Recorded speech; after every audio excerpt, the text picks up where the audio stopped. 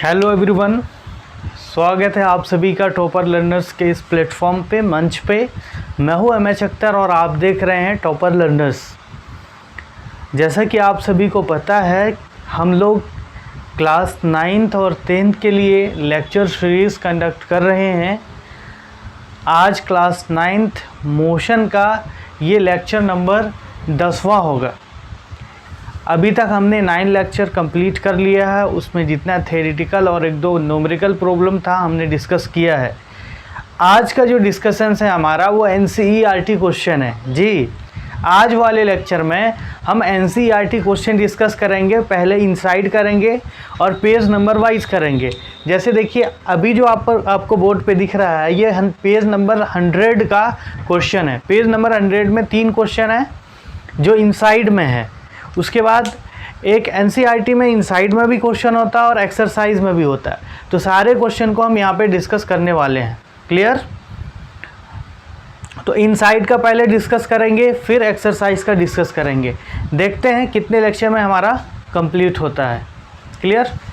अगर पहली बार आप विजिट कर रहे हैं हमारे चैनल पे तो सब्सक्राइब कीजिए और बेल आइकन को दबाइए ताकि जो भी वीडियो अपलोड हो सबसे पहले आपको उसका नोटिफिकेशन मिले। और जहाँ तक हो सके इसको शेयर कीजिए, ज़्यादा लोगों तक इसको फॉरवर्ड कीजिए। क्लियर?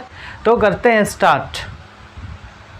देखिए, पेज नंबर 100 में जो क्वेश्चन गिवन है, फर्स्ट क्वेश्चन है आपका पेज नंबर 100 का। N object move through a distance, can it have zero displacement? If yes, support your answer with example. If yes, support your answer with example. An object move through a distance, can it have zero displacement? कोई object अगर distance travel कर रहा है तो क्या उसका displacement zero हो सकता है? अगर हो सकता है तो आप एग्जाम्पल से समझाइए। तो आप बताइए कि कोई ऑब्जेक्ट अगर मूव कर रहा है तो डिस्टेंस होगा और उसमें डिस्प्लेसमेंट ज़ीरो होना चाहिए। पॉसिबल है या नहीं? बिल्कुल है। ये कब है? जब बॉडी इनिशियल और फाइनल पोजीशन, जब बॉडी क्या करे, बॉडी का इनिशियल और फाइनल पोजीशन सेम हो जाए तब डिस्टेंस कुछ होता है बट डिस्प्लेसमेंट ज़ीरो हो जाता है। जैसे देखिए, तो क्या लिखिएगा? An object move through a distance, yes it have zero displacement. Yes it have. देखिए आंसर लिखने का तरीका देखिए।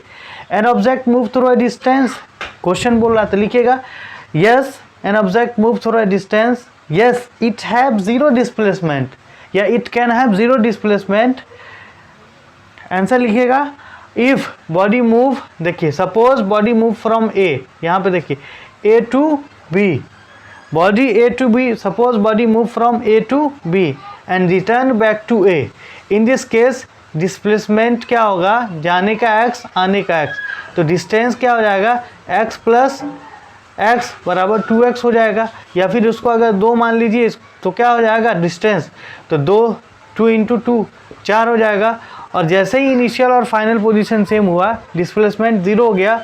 कैसे? तो देखिए 2 जाने का, इसमें डायरेक्शन लेंगे तो प्लस, माइनस 2 आने का, तो 2 माइनस 2 क्या हो जाएगा? 0। क्लियर? तो आंसर कैसे लिखिएगा? समझ में आ गया? लिखिएगा yes it can have zero displacement when the initial and final position of body will be same. Clear? अब चलते हैं नेक्स्ट क्वेश्चन की तरफ। अब चलते हैं हम नेक्स्ट क्वेश्चन की तरफ। दूसरा क्वेश्चन, सेकेंड क्वेश्चन। देखिए ये क्वेश्चन क्लियर है? Yes sir.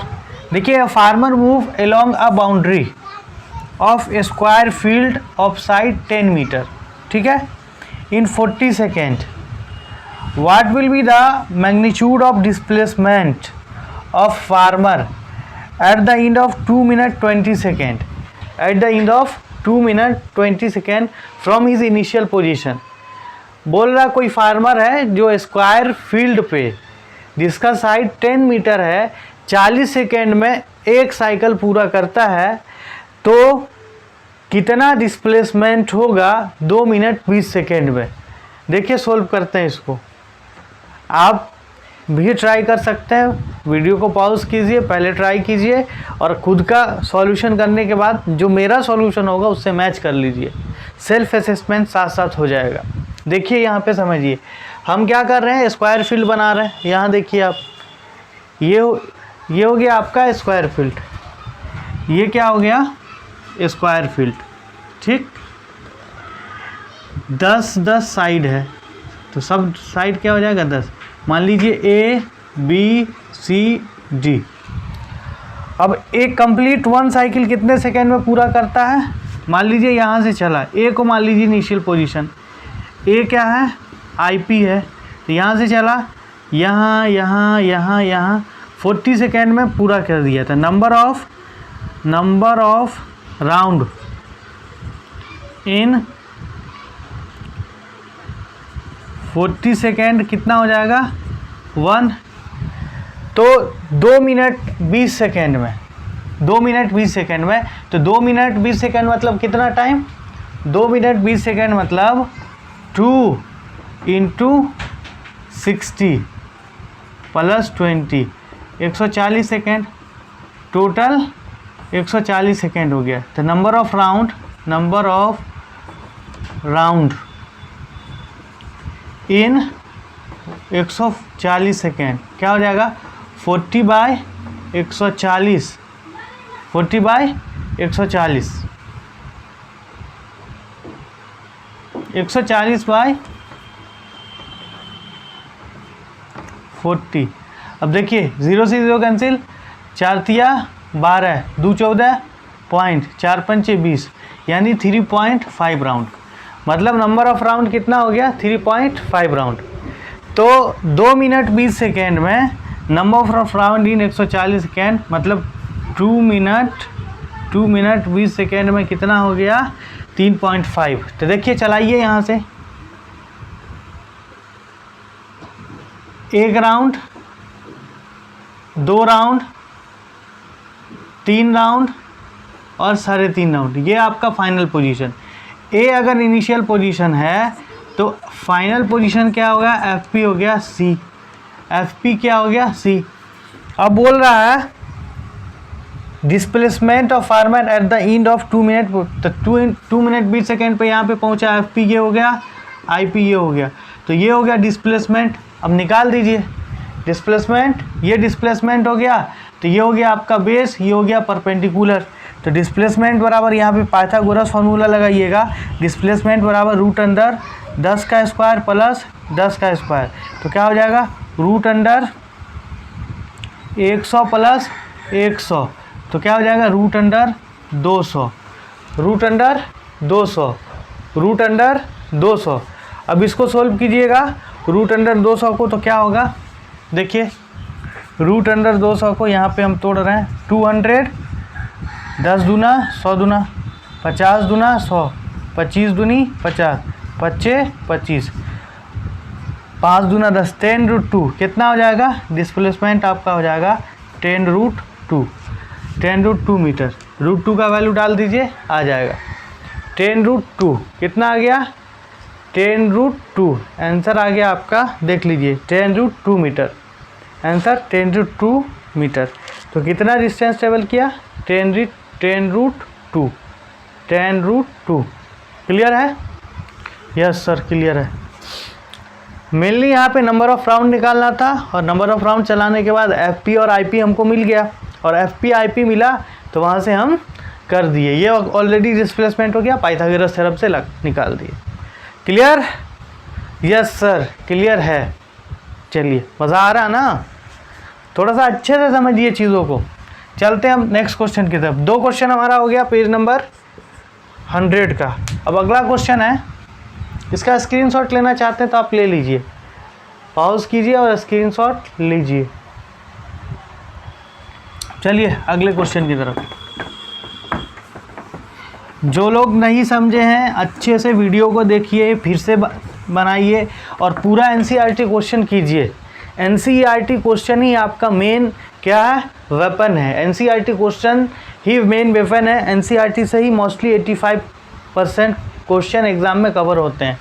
अब देखिए नेक्स्ट क्वेश्चन है, which of the flowing true for displacement. Displacement के लिए जो 2 स्टेटमेंट दिया हुआ है क्या सही है। पहला, इट कांट बी ज़ीरो, बताइए, डिस्प्लेसमेंट जीरो नहीं हो सकता है, ये तो फॉल्स हो गया। हम लोग पढ़े हैं डिस्प्लेसमेंट क्या होगा, पॉजिटिव भी होगा, नेगेटिव भी होगा और जीरो भी होगा। But displacement is only, distance is only positive, never भी नेगेटिव, नेवर भी zero, but displacement can be zero, positive and negative. तो this statement is false. Second statement is saying is magnitude is, it's magnitude is greater than distance travel by object. क्या displacement का magnitude, displacement हमेशा बड़ा होता है distance से? तो no, displacement can be equal और स्मॉलर, बड़ा नहीं हो सकता, इक्वल हो सकता है, या तो इक्वल होगा या तो छोटा होगा, बड़ा नहीं होगा। तो ये भी क्या है, फॉल्स है, ये भी फॉल्स है। क्लियर? चलते हैं अब नेक्स्ट पेज वाले क्वेश्चन पे। ये पेज नंबर 200, इस पेज नंबर 100 का आपका हो गया। अब आपका है पेज नंबर 102, पेज नंबर 102 का क्वेश्चन। पेज नंबर 100 का हम लोग देख लिए, पेज नंबर 102 NCERT इनसाइट। इसमें पहला क्वेश्चन है distinguish between speed and velocity. Speed और वेलोसिटी में डिफरेंस बताना है।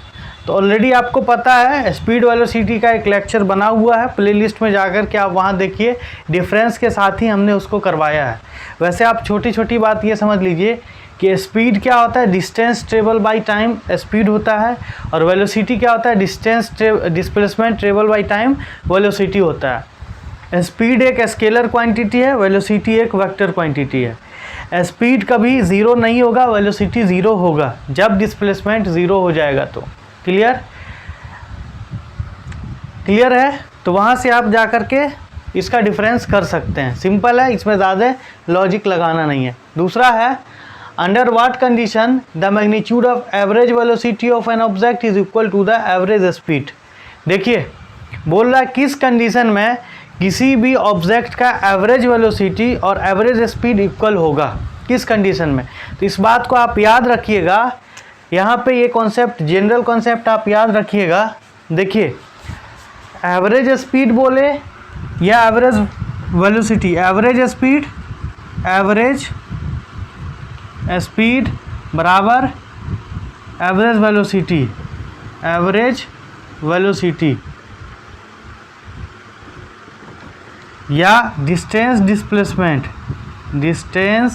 बराबर डिस्प्लेसमेंट, ठीक, या स्पीड बराबर वेलोसिटी।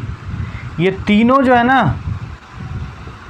तीनों एवरेज स्पीड बराबर एवरेज वेलोसिटी तब होगा जब बॉडी स्ट्रेट लाइन में मूव करेगा, ठीक है। डिस्टेंस और डिस्प्लेसमेंट भी उसी सिचुएशन में होगा जब बॉडी स्ट्रेट लाइन में ट्रेवल करेगा, और स्पीड वेलोसिटी भी सेम तभी होगा जब बॉडी स्ट्रेट लाइन में ट्रेवल करेगा। मतलब यहाँ पर 3 प्रश्न का एक उत्तर क्या, कि अगर बॉडी स्ट्रेट लाइन में मूव कर रहा है तो एवरेज स्पीड और एवरेज वेलोसिटी भी इक्वल होगा, उसी सिचुएशन में डिस्टेंस डिस्प्लेसमेंट भी इक्वल होगा, और उसी सिचुएशन में स्पीड वेलोसिटी भी इक्वल होगा।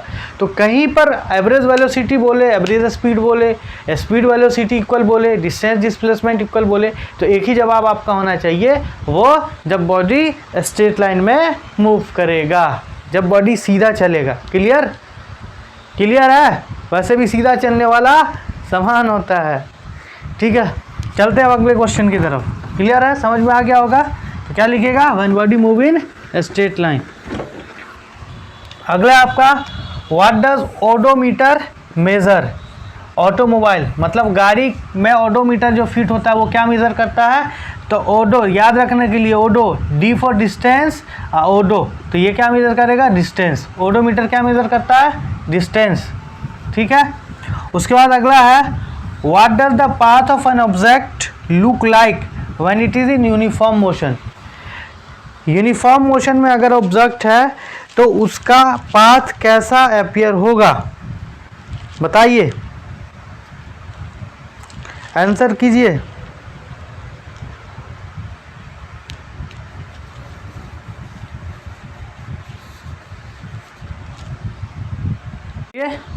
देखिए अगर कोई ऑब्जेक्ट, यहाँ पे यूनिफॉर्म मोशन की बात कर रहा है, तो यूनिफॉर्म मोशन में ऑब्जेक्ट यूनिफॉर्म मोशन क्या होता है, अगर इक्वल डिस्टेंस ट्रेवल करे इक्वल इंटरवल ऑफ टाइम में तो उसको यूनिफॉर्म मोशन कहा जाता है। तो इक्वल डिस्टेंस ट्रेवल करेगा इक्वल इंटरवल ऑफ टाइम में, उसके लिए कंडीशन ये नहीं है कि वो स्ट्रेट लाइन में ही मूव करे, सर्कुलर में ही मूव करे, जिगजैग में मूव करे, किसी भी पाथ पे ये कवर कर सकता है। और इसका जो पाथ हो सकता है कोई भी हो सकता है। बच्चे कंफ्यूज होते हैं कि सर स्ट्रेट लाइन होगा, सिर्फ स्ट्रेट लाइन नहीं होगा, स्ट्रेट लाइन के साथ क्या होगा, जिगजैग भी हो सकता है, सर्कुलर भी होता है। यहाँ पे अगर यूनिफॉर्म वेलोसिटी बोलता है ना, तब हम बोलते हैं कि ऑब्जेक्ट का जो होगा, यहीं पे ये जो क्वेश्चन है, what does the path of object look like when it is in uniform velocity, अगर बोलता तब क्या होता है, स्ट्रेट लाइन। यहाँ बोला यूनिफॉर्म मोशन, तो यूनिफॉर्म मोशन के लिए कोई ज़रूरी नहीं है कि डायरेक्शन एक ही हो, उसके लिए डायरेक्शन चेंज हो जाएगा, उससे मोशन को कोई फ़र्क नहीं पड़ेगा। तो यहाँ पे आप क्या लिखिएगा कि इसका जो पाथ होगा, the path of an object look like when it is in uniform motion, may be circular, may be straight, may be zigzag. Clear? अगर यहीं पे यूनिफॉर्म वेलोसिटी पूछ देता तब क्या होता है, स्ट्रेट लाइन होता। आई होप क्लियर हो गया होगा। क्लियर है? चलिए अब देखिए 5 नंबर क्वेश्चन है, ये न्यूमेरिकल प्रॉब्लम है, इसको हम यहाँ पर सोल्व करेंगे। इस क्वेश्चन को यहाँ सोल्व करेंगे। क्वेश्चन पढ़िए आप। क्वेश्चन क्या बोल रहा है, during an experiment, during an experiment, कोई एक्सपेरिमेंट किया जा रहा है, a signal from spaceship reaches to ground station in 5 minute. ठीक है, टाइम कितना दिया हुआ है, 5 मिनट गिवन है। आगे पढ़िए, what was the distance of spaceship from the ground station, ground station से कितनी दूरी पर है spaceship. The signal travel at the speed of light that is 3 × 10⁸ metre per second. देखिए स्पेसशिप से सिग्नल भेजा जा रहा है, ग्राउंड पे जो स्पेस स्टेशन है वहाँ पे कितने टाइम में पहुँच रहा है, गिवन लिखिए। टाइम कितना दे दिया है, टाइम दे दिया 5 मिनट। इसको क्या करेंगे सर, तो इसको सेकेंड में कर लीजिए, 5 × 60 मतलब 300 सेकेंड। और वेलोसिटी यानी किस स्पीड से आ रहा है, तो स्पीड दे दिया आपका 3 × 10⁸ मीटर पर सेकेंड। तो डिस्टेंस पूछ रहा क्या होगा। ठीक है, मान लीजिए ये स्पेस स्टेशन है, ये ग्राउंड है, यहाँ से आ रहा है speed of light 3 × 10⁸ metre per second से 5 मिनट में। तो पूछ रहा है डिस्टेंस क्या होगा। तो डिस्टेंस निकालने के लिए v बराबर क्या होता है, d/t, और क्या हो जाएगा, ये क्रॉस मल्टीप्लिकेशन, तो क्या हो जाएगा d = v × t। तो d = v कितना है, 3 × 10⁸ इंटू टाइम कितना है, तो 300। ठीक है, अब देखिए क्या हो जाएगा, डिस्टेंस इक्वल टू 3 × 3 = 9 इंटू 900, 3 × 3 = 900 × 10⁸। अब इसको स्टैंडर्ड फॉर्म में कर लीजिए, तो डिस्टेंस इक्वल टू हो जाएगा 9 × 10⁸, ये 2 जीरो उसमें जुड़ जाएगा, 8 + 2 मतलब डिस्टेंस बराबर 9 × 10⁻10 या 900 × 10⁸ मीटर भी बोल सकते हैं, या ये भी बोल सकते हैं। ठीक है, ठीक है, समझ में आया? यस सर, समझ में आ गया।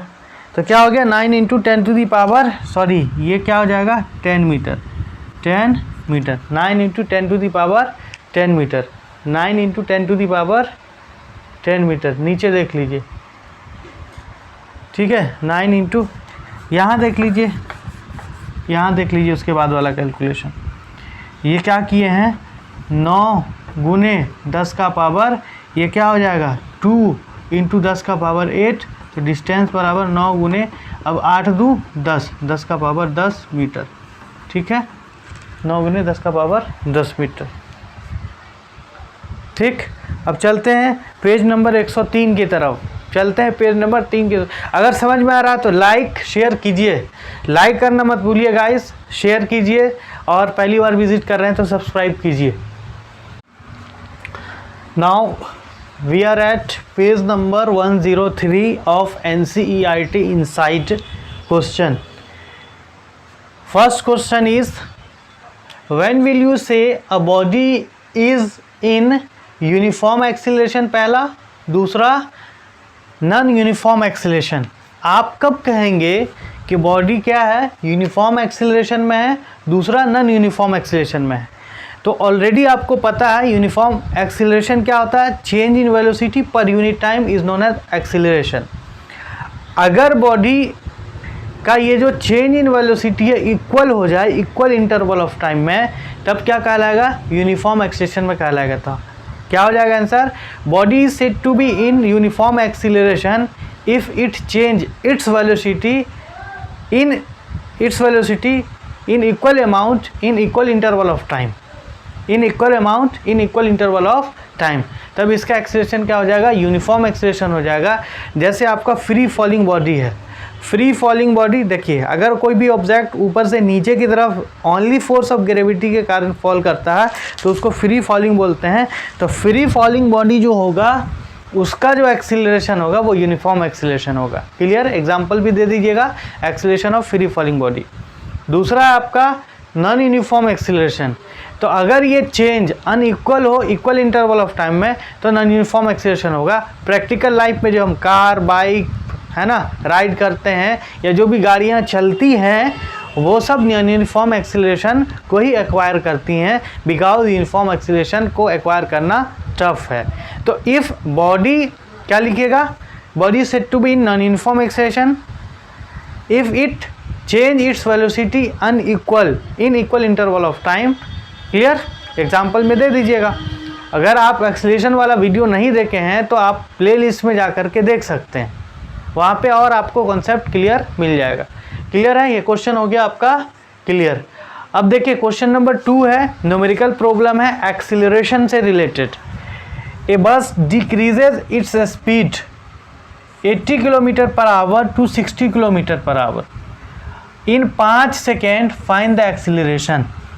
देखिए न्यूमेरिकल करने के लिए सबसे पहले क्या करना होता है, गिवन लिखना होता है, फिर क्या पूछ रहा है वो पैरामीटर आप पहचानिए, फिर फार्मूला लगाइए, आपको मिल जाएगा। ठीक है, घबराने की बात नहीं खे।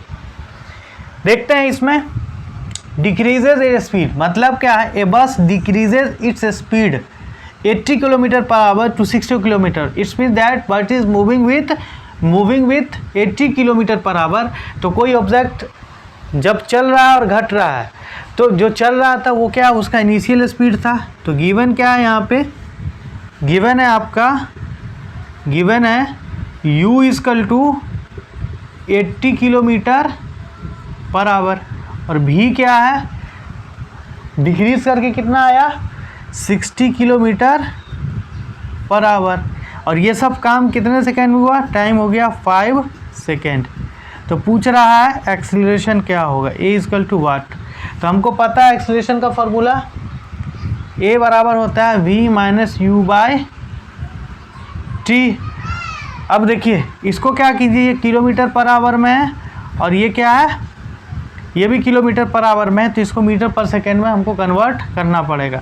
तो किलोमीटर पर आवर को मीटर पर सेकेंड में कन्वर्ट करने के लिए सिंपल क्या करेंगे, हम 5/18 से मल्टीप्लाई कर देंगे। या 5/18 कैसा है उसको भी देख लीजिए। देखिए किलोमीटर पर आवर, तो किलो में कितना होता है 1000 मीटर हो गया, डिवाइडेड बाय कितना हो गया 1 आवर को सेकेंड में, तो 60 × 60, इससे ये कैंसिल, इससे ये कैंसिल, 3 दूना 6, 5 दूना 10, तो क्या आ गया 5/18 मीटर पर सेकेंड। यानी 1 किलोमीटर पर आवर बराबर 1 किलोमीटर पर आवर बराबर 5/18 मीटर पर सेकेंड। इस कॉन्सेप्ट को याद रखिए। तो क्या सिंपल, जब भी आपको बोला जाए कि किलोमीटर पर आवर से मीटर पर सेकेंड में कीजिए तो क्या कीजिएगा 5/18 से गुना कर दीजिएगा।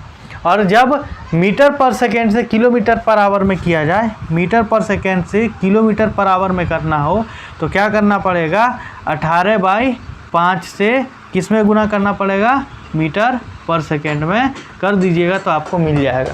ठीक है, ये था आपका जनरल कॉन्सेप्ट। अब यहाँ पे आप इसको सोल्व कीजिए।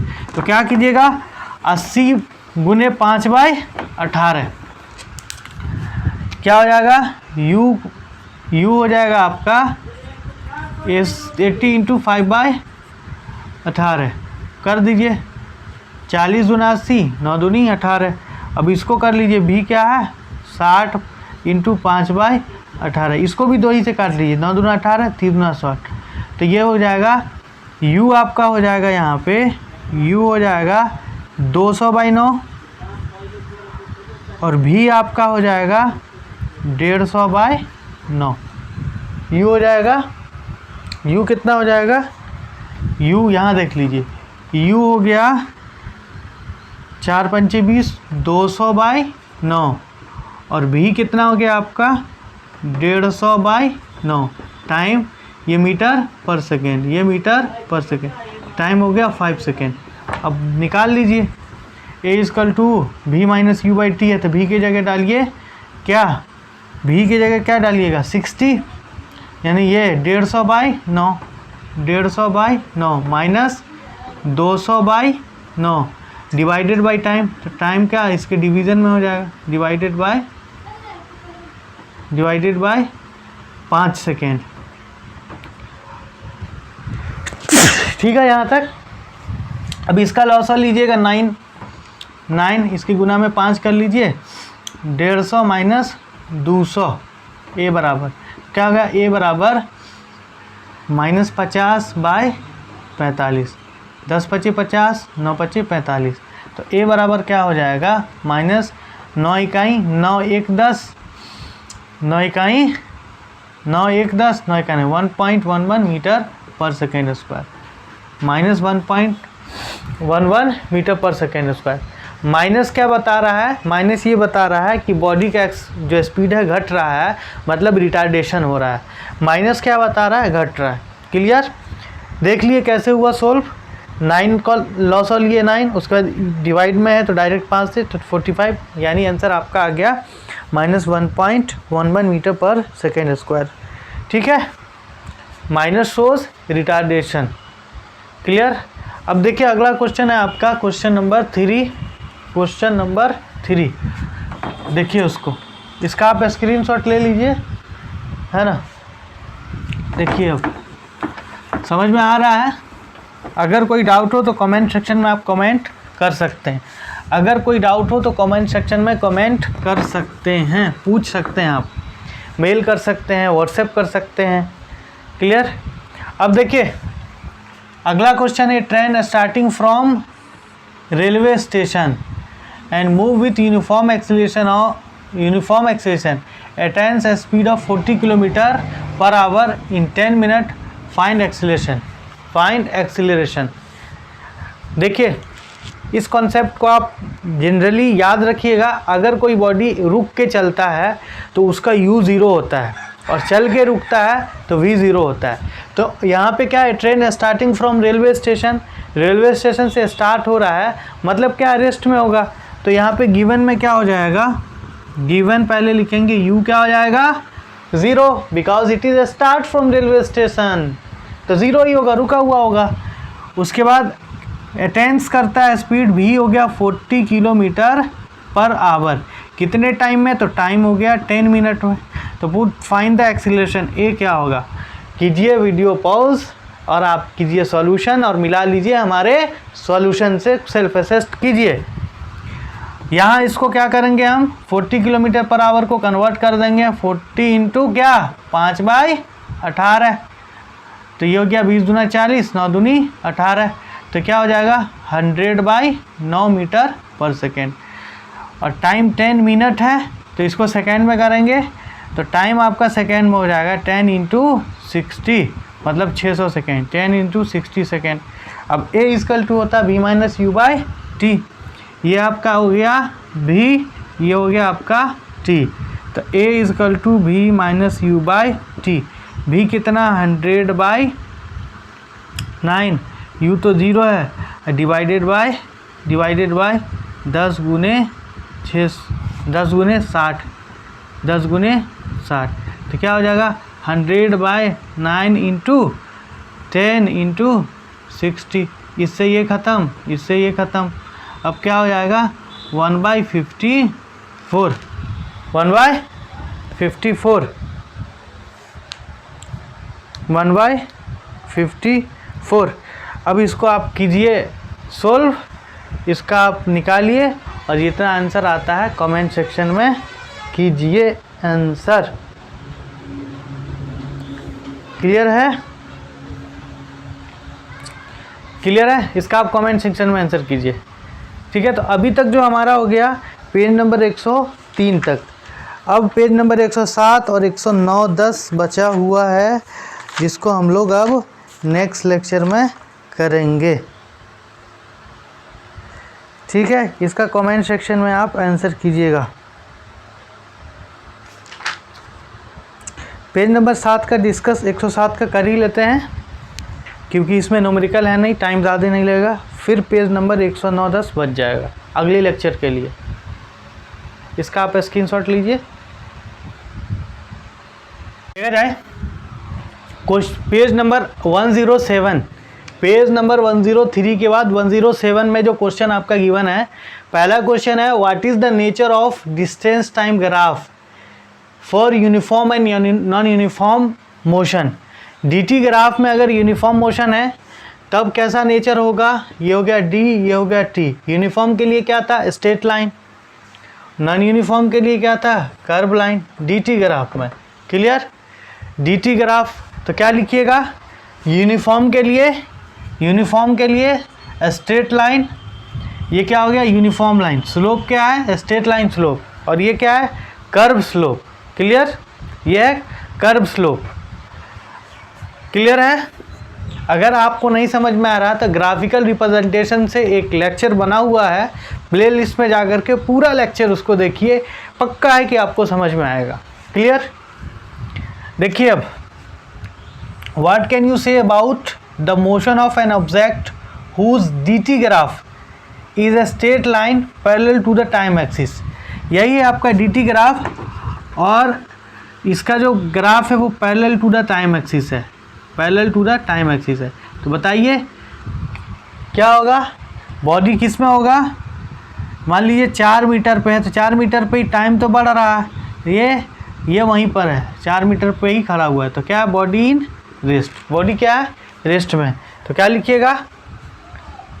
Body is at rest. Answer क्या हो जाएगा? Body is at rest. अगला क्वेश्चन है what can you say about the motion of an object whose VT graph. ये है dt ग्राफ, ठीक, parallel to the time axis. और ये है आपका वीटी ग्राफ, ये आपका वीटी ग्राफ, ये parallel to the time axis. क्या हो जाएगा यहाँ पे? एक्सीलरेशन 0।